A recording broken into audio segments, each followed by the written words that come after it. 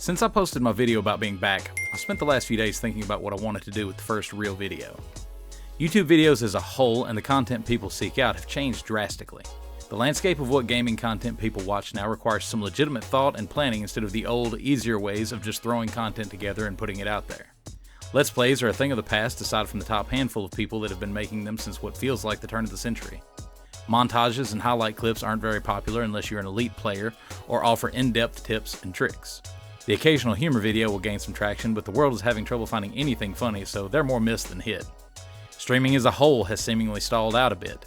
When I was streaming live 5 years ago, I was a small fish in a massive lake, but I managed to carve out a decent little audience of knuckleheads willing to put up with me for a couple hours at a time. If I tried to start streaming now, I'd be a minnow in the Atlantic Ocean trying to do the same boring stuff everyone else is doing. Esports has become so controlled by the rich organizations I can't really relate there anymore. Aside from occasionally punishing myself by watching the CDL and seeing the depressing ghost of what it used to be, I've pretty much quit watching anything esports related. Review videos are so saturated, I didn't feel like that was the place to start. I really enjoyed doing the Claytomus grades videos, but since I was doing them in the past, retro reviews have been beaten like a rented mule. I may eventually get back to it in some form, but for now I want to find my voice in my lane and stick with it. So I spent the last several days thinking about what type of content I needed to make that would be relevant. The first idea I had was to start doing a series on upcoming games I'm looking forward to. Here's where I ran into a massive brick wall. Most everything coming out, well, looks like garbage. We're in a cycle right now of regurgitated experiences that offer very little to nothing new. Just a different skin of the same thing we've been mindlessly playing for years. Most new games are just floppy cash grabs. They're hoping us gamers are dumb enough to pay for battle passes and microtransactions so they can keep churning money out of the same old games. I mean, from the business side I get it. Why work hard and strain themselves making a new experience when they can give us Nicki Minaj skins, for example? The worst part with all of this is we're crazy enough to keep funneling cash into the pit of sadness. We keep pouring our hard-earned money into these old, stale experiences and then get upset because there's nothing new worth playing. It's pretty simple. If we quit giving them money to not make something new, they'll have to make something new. Battle Royale games were the last big innovation in gaming, and I don't have to explain how bloated that genre has become. First-person shooters are just sequel after sequel after sequel, and each subsequent edition is noticeably more irritating and crappier than the last one. Sports games are the worst offenders. The experience with Madden, 2K, hockey, and more have literally become cookie cutters with new rosters year after year. They claim to update and tweak the games, but the changes are so minor it's insulting to our intelligence to believe they really did anything. Don't get me started on the garbage the career modes have become in these games. If I'm watching more cutscenes than I am playing the game, it's crap. Truthfully, we've been in this cycle since the late Xbox 360 days. Left 4 Dead was an amazing new experience. Call of Duty 4 changed the landscape of first-person shooters along with the Halo franchise. There were countless other games during that generation that really tried to do something new. League of Legends and Dota 2 really upped the ante with social online gaming and brought competitive esports mainstream. The last games that really innovated in the online gaming scene were PUBG and then taken a major step forward by Fortnite and Warzone. Now, I honestly can't say anything really excites me when it comes to online gaming. I still play Fortnite with a couple friends to keep contact with them, but I can only stomach a couple hours a week of that.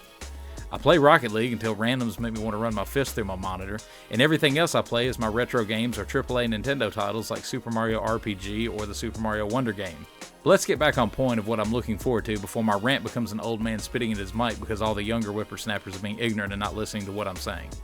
So what games am I looking forward to? As far as can't miss day one purchases, I'm honestly only looking at Grand Theft Auto 6. But that game's a long way off, so I'm not sweating that one yet. I may end up getting the college football game this summer, but I'm keeping my expectations low with it. It's probably just going to be Madden with college teams and an obnoxious pushing of some form of Ultimate Team. I feel like for the purposes of this video though, I do need to talk a little bit about a couple games that have at least moved my interest needle a tiny little bit. I'm only going to talk about games coming out between now and the end of March. I don't want to talk about more than one quarter at a time because of possible delays and new info that can change my interest level. The first game due out on January 26th is the newest entry in the Tekken franchise with Tekken 8. I'm a Mortal Kombat kind of guy, but I have to give respect to the Tekken franchise and its ability to stay relevant all these years. While I'm less than 50-50 on if I'll be picking it up, the early reviews and trailer make it look intriguing to say the least. The game looks amazing and fighting games rarely disappoint. I just simply don't play as many fighting games nowadays, so it's a mild interest at best. I wanted to mention it though because it's great to see an old franchise still live and kicking. After that, we have the Tomb Raider 1, 2, and 3 remaster that is set to release on February 13th. While this isn't a day one purchase for me, I'll pick it up when it goes on sale. I played the original Tomb Raider on PlayStation 1 way back in the day and I enjoyed it. I was just more into sports games in that era, so the adventure games didn't attract my attention like they would now, so I do intend to pick this one up at some point so I can play through 2 and 3 since I've never even played those entries. The Mario vs. Donkey Kong Switch remake releases on February 16th. This is another game I'll pick up once it hits some kind of sale, which honestly takes a really long time for Nintendo AAA titles. I had the original gray brick Game Boy and I didn't play on any other handheld systems all the way up until the Nintendo 3DS, so I missed out on a ton of games. I'm really looking forward to trying this game out though because it's a highly regarded game from an era that I completely missed out on. This style of game isn't my normal go-to, but given the lack of good releases, it helps float this one to the top of the priority list. The last game in the first quarter that I take much note of is Contra Operation Galaga, but we're going to call it Galuga just because it sounds better. This is a new Contra entry that goes back to the side-scrolling style that all us retroheads will know and love. The original Contra is one of my all-time favorite games. I really enjoyed Hardcore on the Sega Genesis, and the Alien Wars on Super Nintendo was equally as good. The difficulty levels were insane, but they were extremely fun to play. I won't talk about the Rogue Core game in too much depth, but I wasn't a big fan. It just didn't feel like Contra to me. All that said, a new Contra sequel with the old side-scrolling format is definitely at the top of my list. There will inevitably be some games come out that impress once they're on the market that I may look into, but this is truthfully all that has really landed anywhere on my radar at this point in time.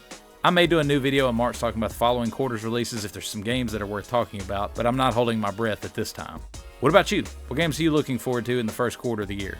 If you're not looking forward to anything, tell me in the comments what you're looking forward to even further out this year so I can start paying some attention to it.